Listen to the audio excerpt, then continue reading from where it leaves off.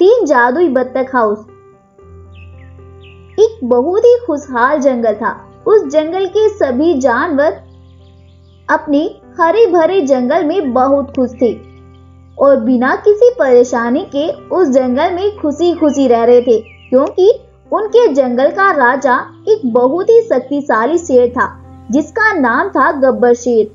गब्बर शेर जंगल का सबसे शक्तिशाली शेर था। उसके मुकाबले का और कोई भी इतना शक्तिशाली जानवर उस जंगल में नहीं था। इसीलिए जंगल के जानवरों ने उसे ही जंगल का राजा बना रखा था।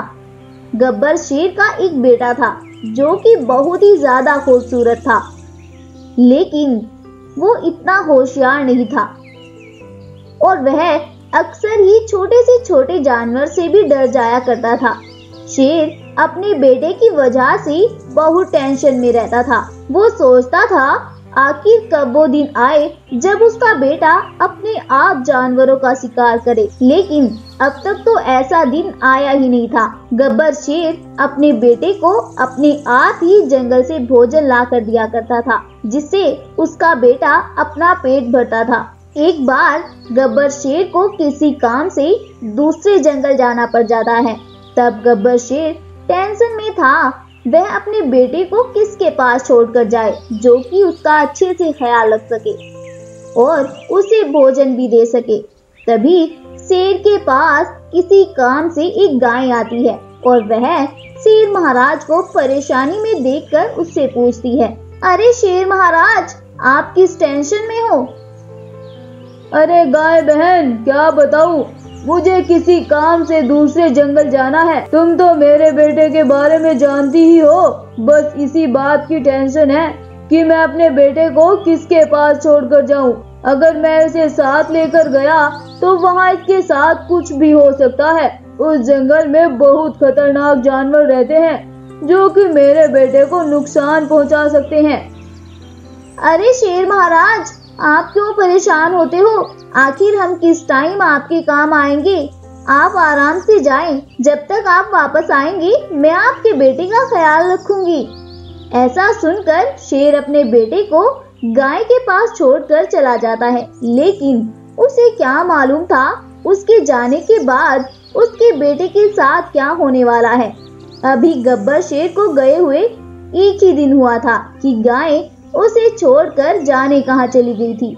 अब तो उसे भूख भी लगने लगी थी, लेकिन उस गाय का तो कुछ भी पता नहीं था। वो बेचारा अपना दिल बड़ा करके जंगल की ओर निकलता है और उसको जंगल में देखकर जंगल के सभी जानवर उसे परेशान करना शुरू कर देते हैं और जानवर उसके पीछे भागने लगते हैं और वो बेचारा उनके आगे आगे भागने लगता है और वह भागता भागता जाने कहाँ निकल जाता है।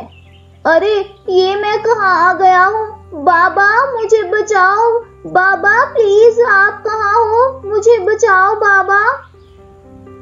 वो वहाँ खड़ा हुआ रो ही रहा था कि तभी वहाँ पर तीन जादुई बत्तख घर प्रकट होते हैं, जिनमें से एक सोने का और एक हीरो का और एक पैसों का बना था। उन बत्तख हाउस को देखकर पहले तो वो डर गया और वहाँ से भागने लगा।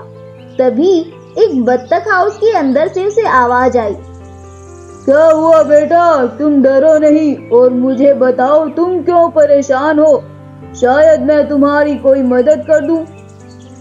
ऐसा सुनकर गब्बर शेर का बेटा बत्तख हाउस को अपनी परेशानी के बारे में बताता है।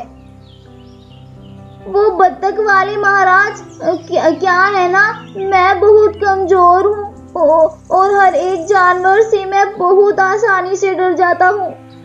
मेरे बाबा दूसरे जंगल किसी काम से गए हुए हैं और मुझे इस जंगल के जानवरों ने बहुत परेशान किया हुआ है बाबा। अच्छा ये बात है, तुम घबराओ नहीं बेटा, मैं तुम्हें कुछ शक्तियाँ देता हूँ जिससे तुम्हारे अंदर का डर भाग जाएगा और तुम आसानी से किसी भी जानवर का शिकार कर सकोगे। लेकिन बेटा तुम याद रखना, ये शक्तियाँ तुम्हें सिर्फ एक दिन के लिए ही मिलेगी। ठीक है शक्तियों वाले महाराज, तुम मुझे शक्तियाँ दे दो। अब जादुई बत्तख घर के अंदर से कुछ रोशनियाँ आती हैं और उसके अंदर समा जाती हैं। उन शक्तियों को पाकर गब्बर शेर का बेटा भागता हुआ जंगल की ओर जाता है और सभी जानवर उसको देखकर फिर से उसकी ओर आते हैं, लेकिन वो वहीं पर रुक जाता है और उनके पीछे भागने लगता है। अरे अरे, इसको क्या हो गया? सुबह तो हम इसके पीछे भाग रहे थे, लेकिन ये अब हमारे पीछे क्यों भाग रहा है? उन जानवरों को डरता हुआ देखकर वो वहीं रुक जाता है और अपनी गुफा की ओर चल देता है। अपनी गुफा में आकर वो देखता है कि उसके बाबा भी वापस आ गए हैं। अरे बेटा, तुम अकेले कहाँ गए थे? अगर तुम्हें जंगल में कोई जानवर कुछ नुकसान पहुँचा देता, और वो गाय बहन कहाँ है? तुम अकेले जंगल से क्यों वापस आए हो? ऐसा सुनकर गब्बर शेर का बेटा अपने बाबा को उसके साथ हुई सारी घटना के बारे में बताता है कि कैसे उस गाय ने उन्हें धोखा दिया और फिर उस बत्तख हाउस ने उसकी मदद की।